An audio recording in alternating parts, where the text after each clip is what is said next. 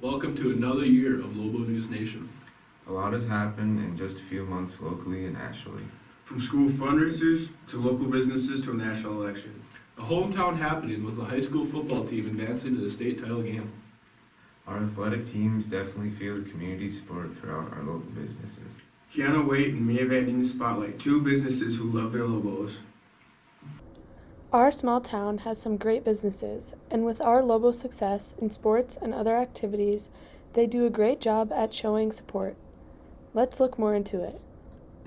First, let's check in with the grocery store to see how they show their pride.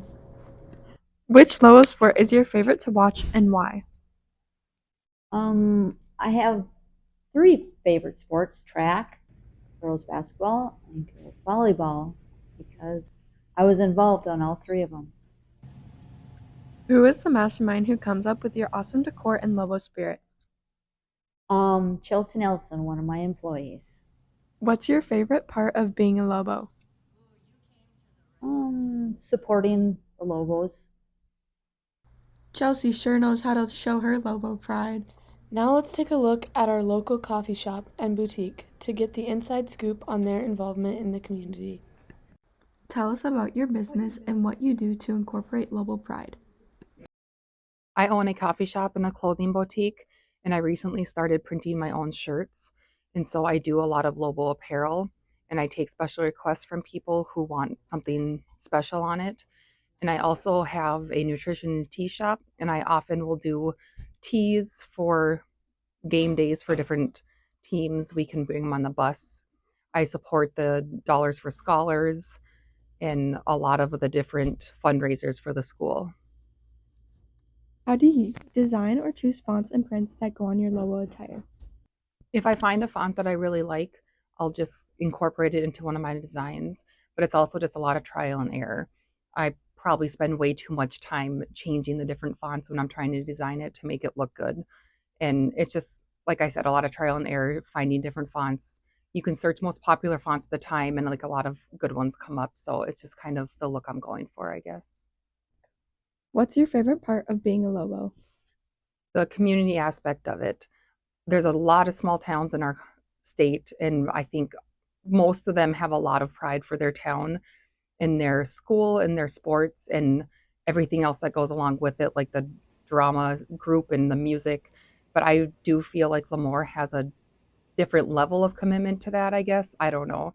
Even with our send-offs for when we go to state, just all those things. There's so many different people in our community that are involved in it. It's not just the parents and the athletes.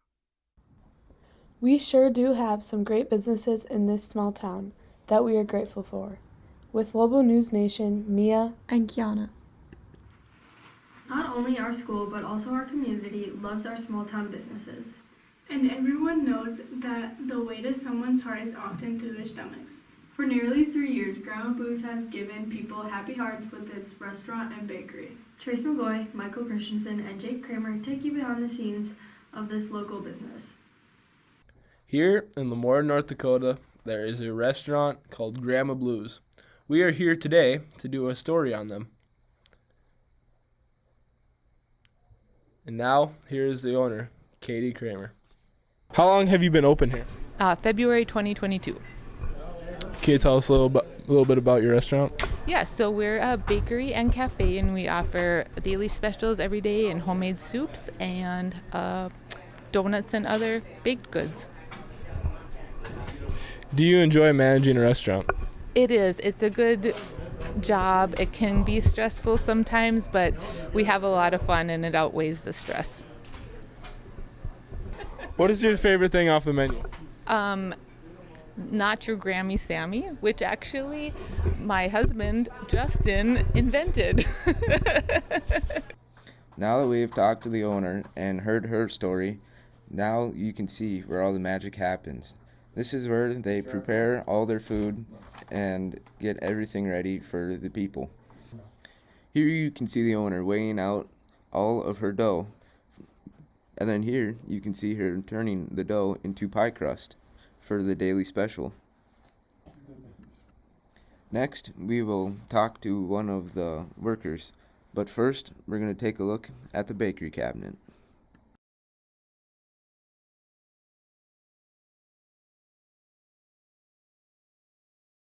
What is your position here? I don't know. The assistant cook? I don't know. How long have you worked here? Couple years. What is the best part about your job? Working with nice people. What is your favorite thing off the menu here? All I have eaten is the salad. So I don't know. I don't have a favorite. Okay. Well, thank you. From Loboe News Nation, Michael, Jake, and Trace. Besides Grandma Blues, other businesses in Lemoore are appreciated for various reasons. Everyone is always looking for ways to surprise someone. Or to capture the moment. Kelsey Albert, Tori Tang, and Izzy Castro report on farm girl floral and rustic roots photography. Today we got to talk to two of Lemoore's many great businesses. We are going to start off with Lemoore's photographer, Ellie Lux. Hello everybody, today we are here with Ellie. Can you please state your name and spell it? Hi, I'm Ellie Lux, ELLIELUX. Okay, so we're going to ask her a few questions about her photography business. So, the first question, how long have you been doing photography? So I started doing photography as part of a college course. I went to BSc for graphic design and found out that Photoshop and camera knowledge was part of the class, and so that kind of really got my foot in the door. I had dabbled around with photos, camera stuff before, but that really got me interested. I started posting my work online, Facebook. It was like the new Facebook era, before it got crazy right now, everything's on Facebook. But anyway, that led to a lot of word of mouth, which eventually led to a business. Okay, following that question, what does a typical day look like for you on a photography day? On a photography day, I do a lot of things. On a photography day, typically come to town, drop the kids off. They go to daycare and school. So once I get them in line, I can kind of start my day. So I'll show up, and then I'll usually kind of fire up the computer, check my email, then kind of dive right in. Editing takes a lot of time, so I spend a lot of time on my computer just editing and kind of perfecting all the images before I send them out. And then there's a lot of communication that goes into it too. Lining up emails, scheduling, that's a big part of it, is just getting everyone in the schedule that works for them and you. So that takes a lot of prep. And once the prep is done, then you kind of just get to start your day with creating new backgrounds. I just created these holiday backgrounds a week ago. Here. Yeah, I have stations, so it's easy for people to come in and we can pop them into stations. But yeah. Okay, see you later. Thanks. Now we'll jump over to Lemoore's local flower shop and talk to Beth Cleaver. Please say your name and spell it. Hi, I'm Beth Cleaver, BETH, KLEVER. What inspired you to open the flower shop? I've always loved planting flowers in my yard and wherever, and flowers just bring a great beauty. How do you work with clients to make a different arrangement? I usually ask them if they have a certain flower that they like or if there's a certain color, and we kind of just try to personalize according to the vibes that we feel from our customers. How long have you been arranging your business? I bought the business, I guess, 6.5, well, we're going into our 7th year, so we've been here a little while, and I guess it just seemed to happen. What challenges do you face to owning your business? Some challenges are the flower suppliers, the wholesalers that we go through sometimes have difficulties getting flowers in from the flower farms, and I'm guessing that's based on some of the work deficiencies that they're seeing in their business. Certain kinds of flowers are harder to get during certain seasons. That's probably the main issues that we see here. What is the busiest time of the year?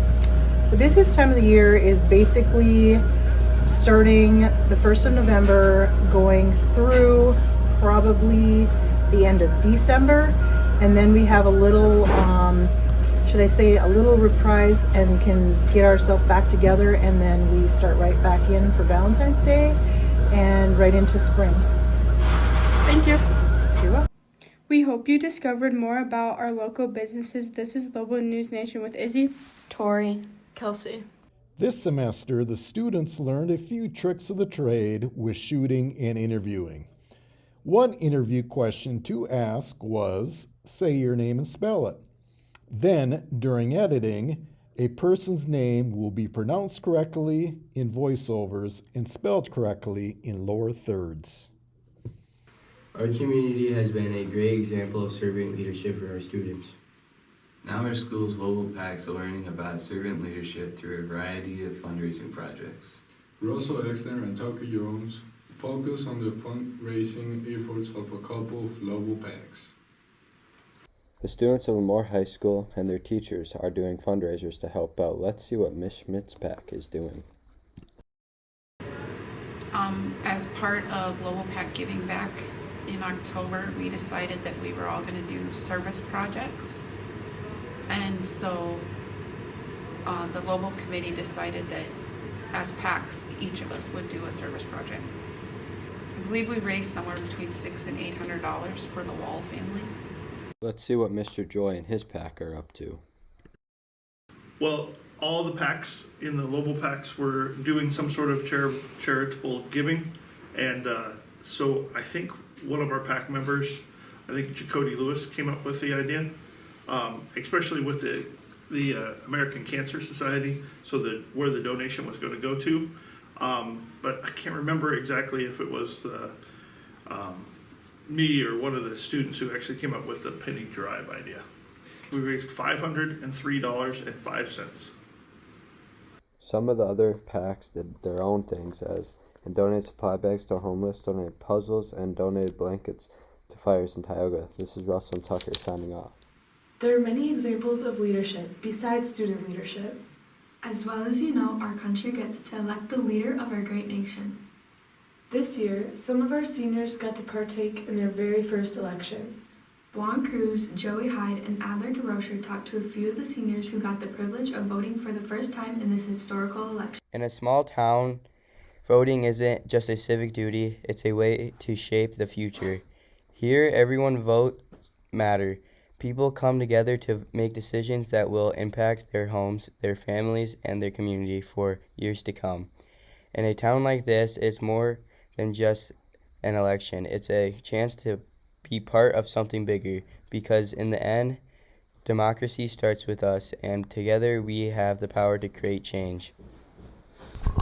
Did you vote this year? I did, indeed. What was voting like for the first time? Pretty normal. Just walk up there and, put some dots down and leave. Were you happy with the election results? Yes, I was very happy. Did you vote this year? Yeah, I did. Was it your first time? Yeah, it was. What did you think about the first time voting? It was pretty sweet. Not something I'm not used to, so. Were you nervous? No. I wasn't nervous at all, I'd say.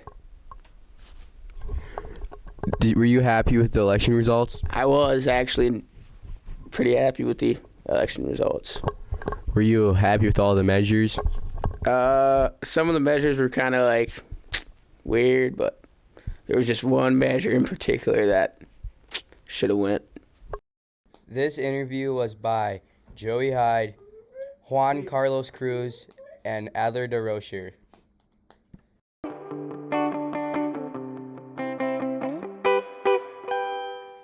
That's a wrap. We enjoyed bringing you our very first stories. We look forward to bringing more stories in 2025.